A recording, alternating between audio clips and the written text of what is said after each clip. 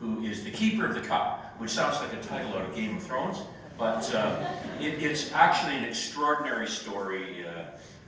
Jeff was brought in as the keeper of the cup. He has a long tradition with the CFL. His father played in the CFL and was a roommate of Michael Norby. So with that, I will leave it over to you.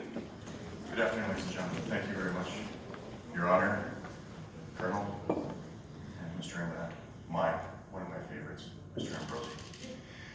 My name is Jeff McWhinney. I'm a fan with a real cool job.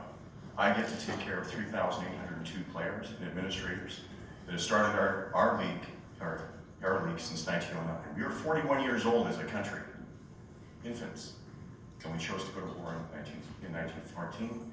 And we had a number of things that chronicled, because this is one of the greatest storybooks in our history. This was authored by one of two men here that are on the cup. We have Commissioner Ambrosi and Commissioner Mitchell. In 1987, we were given a storybook. We were 18 inches. We went to 34 inches. We have two verbs on there, presented and dedicated, and it tells us one of the greatest stories of our history in Canada. And if it wasn't for this man authoring it, and it was very troubled. He was third and long, and he did not punt. He actually went for it.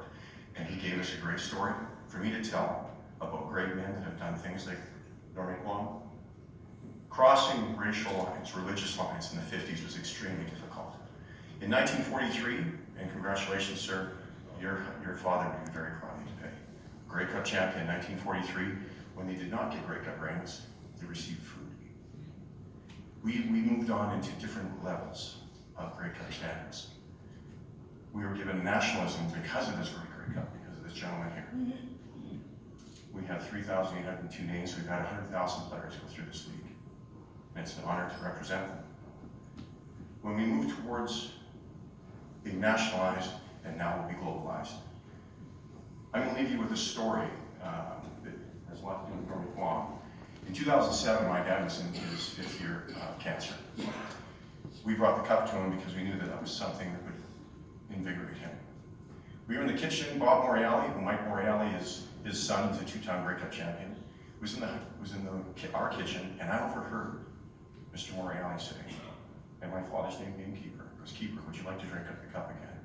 And it rolled off his lips, not without my teammates. Each plate, to me, represents a locker room. We talk about those locker rooms, we talk about greatness of countries being in a locker room. There might be 16 players in the 1909, there might be 48 on the 2018.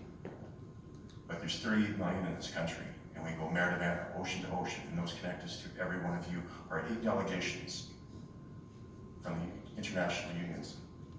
So from me, on behalf of the Canadian Football Hall of Fame,